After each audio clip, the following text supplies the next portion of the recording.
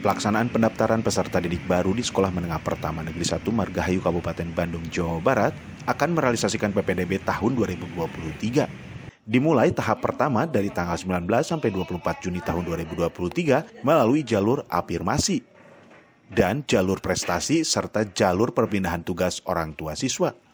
Di tanggal 3 Juni sampai 8 Juni akan dilaksanakan tahap kedua, yaitu melalui jalur zonasi. Kepala Sekolah SMP Negeri 1 Margahayu, Pardi, berharap PPDB tahun 2023 berjalan optimal.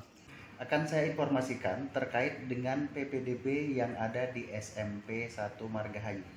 Pertama, tahap pertama PPDB sudah dilaksanakan mulai tanggal 19 sampai 24 Juni tahun 2023. Di mana pada tahap itu jalur afirmasi, jalur prestasi, dan jalur perpindahan tugas orang tua tercatat di alamat kami.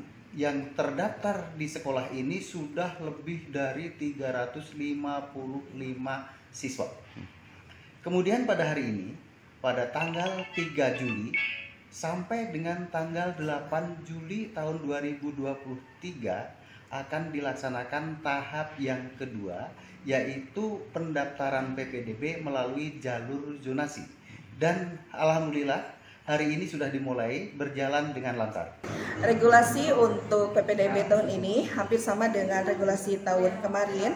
Kita berdasarkan kepada Bupati Bandung, kemudian kepada sesuai dengan regulasi-regulasi yang sudah ada.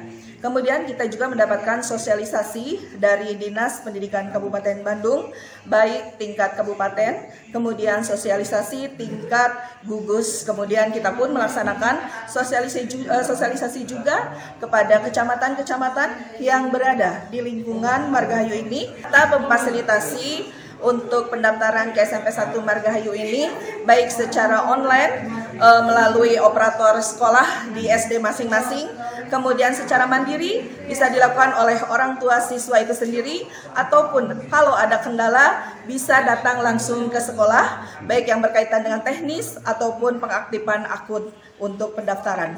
Widi Herian mengabarkan, Hadas TV, Kabupaten Bandung, Jawa Barat.